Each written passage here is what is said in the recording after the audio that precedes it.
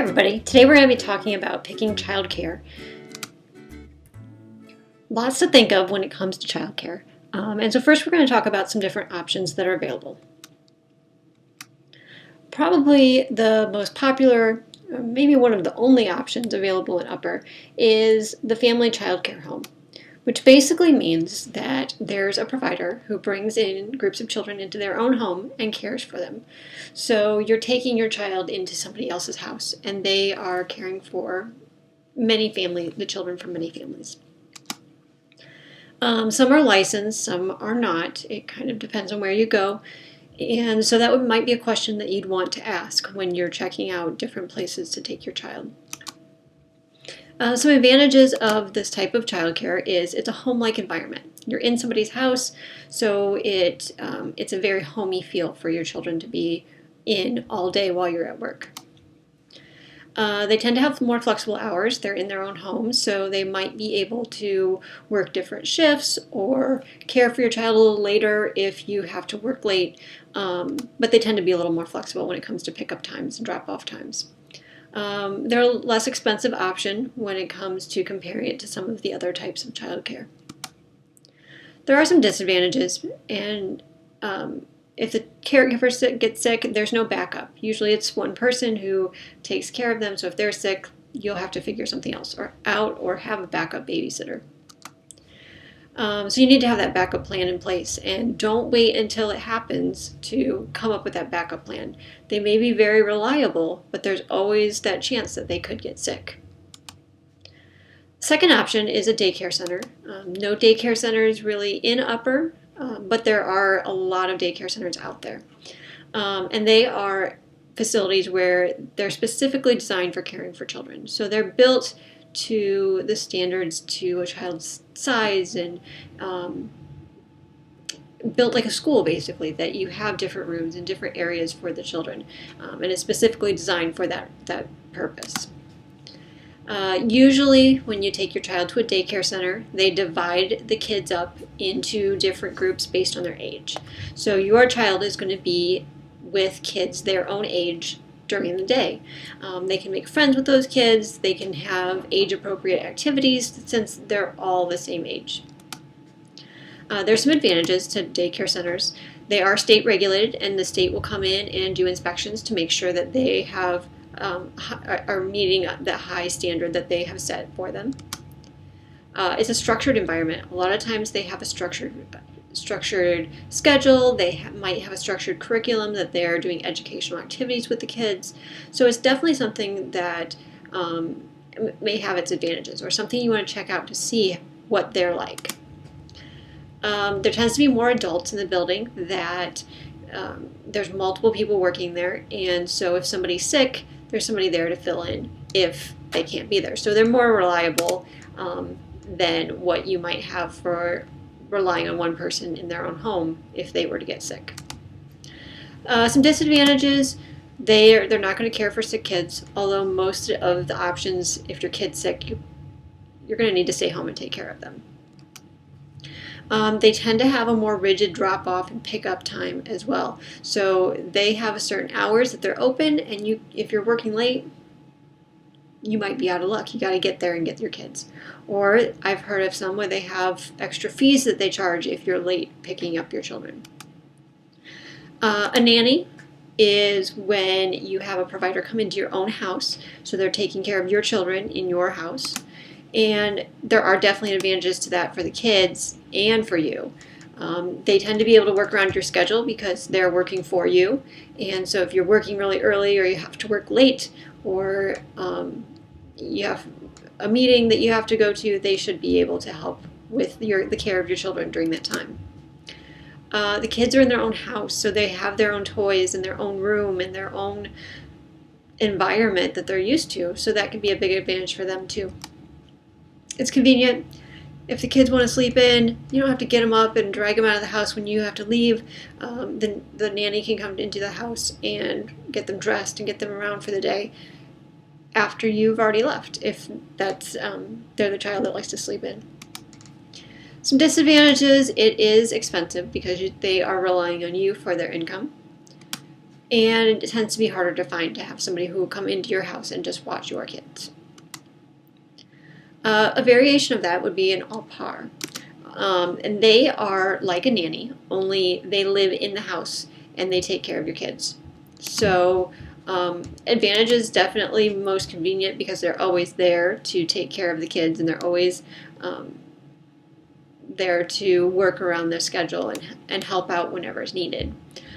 Disadvantage is it's going to be the most expensive type, and it's going to be hard to find to have somebody who wants to come in and live in somebody else's house to take care of the kids. So when you're looking for childcare, you definitely want to make sure you start early. You don't want to wait until the last minute. If you're pregnant, you want to start looking during pregnancy for those options and who has the openings to be able to take care of your child. Sometimes that's a big problem of not only finding somebody you trust, but also finding somebody who has openings, especially for babies. Find out the options in your area. What's available? What different places are there? And probably one of the better ways to find out your options is just ask around. Talk to your friends, talk to family, talk to coworkers, and ask them for recommendations. Where did they take their kids? What do they like about them? Do they know of anybody that they didn't like, that maybe they had to leave for one reason or another? Just listen to all the stories, because usually people are willing to share where they had good experiences and also where they had bad. Once you've kind of narrowed it down, maybe you have a couple in mind based on those recommendations, visit the center yourself. Actually, for yourself, see what that place is like, how the staff interacts with children. Sometimes things change over time. So maybe if you talk to somebody who had their child there several years ago, maybe things have changed. So see for yourself and know that that's a place where you feel comfortable taking your children. While you're there, look at the environment. Where is the child going to be? How much space do they have? What kind of toys do they have? How do the providers interact with the kids? Are they playing with them? Do they seem really good with the kids? Ask lots of questions. There's really no dumb questions. It might be even just to see how they respond. But ask a lot of questions just to find out what everything will be. And we'll get back to questions here in a minute. After your decision is made, stay involved. Talk to the provider, check in on things, make sure you keep up with it, with knowing what's going on. Don't be afraid that if things aren't to your expectations, if you need to move your child somewhere else, do that. Part of that is just being a parent and trusting, figuring out who you can trust and where you should be when it comes to where your child's going to spend most of their day if you're working. All right, so some questions to ask. One thing is going to be pay. What are their rates? How much are you going to have to pay for the care of your children? There's a lot of factors that go into how much the cost tends to be. One is how many kids do you have? If you have multiple kids in daycare or at the provider's home, it's going to cost more. Also, the type of care.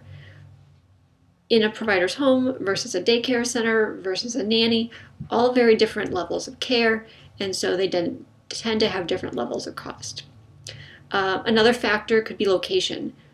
Living in Upper Sandusky, you probably would be paying less for childcare than if you go down to Columbus area, where there's more kids, more options. You're probably going to be paying more in that bigger city. Sometimes it just kind of depends on what's available, that kind of supply and demand of what's out there versus how many people are around to want that type of care. Also find out their policies for vacation time, sick time, holidays. If you're going into a provider's home for your children, in that family childcare home, those people are probably going to need vacations at some time. What is their policy for that? How much notice do they give you if they're taking time off? Do they have certain expectations for your pay when it comes to vacation time? If you're on vacation, do you have to pay still to keep your spot at the daycare center? Sick days, holidays, all those things. Sometimes people work on holidays. Is the childcare provider available to take care of your child on those holidays? Things to ask, to know ahead of time, especially depending on your schedule, your work schedule. Find out about the adult to child ratio. How many kids will be there for each adult?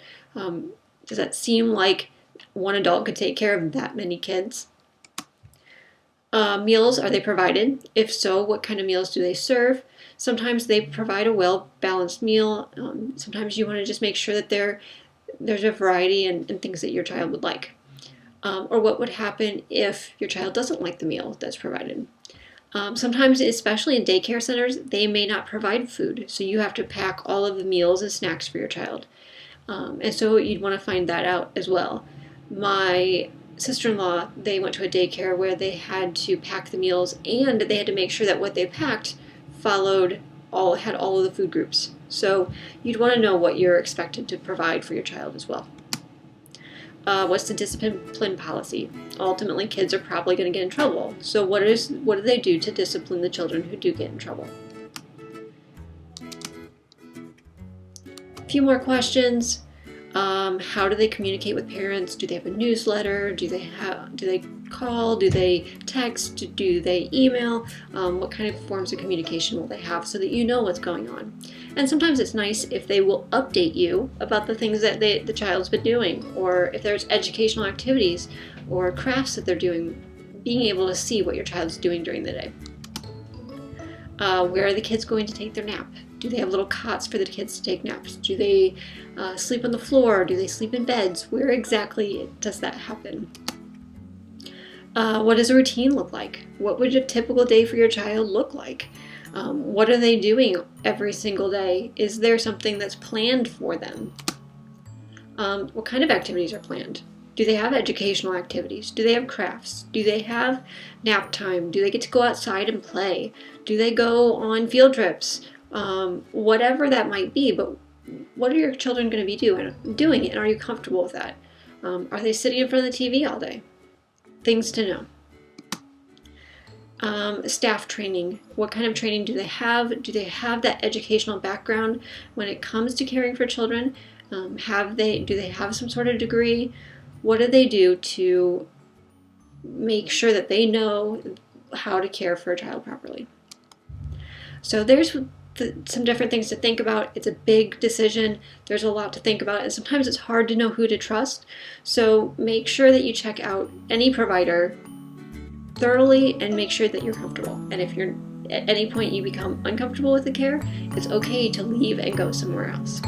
That's all for today. See you guys later.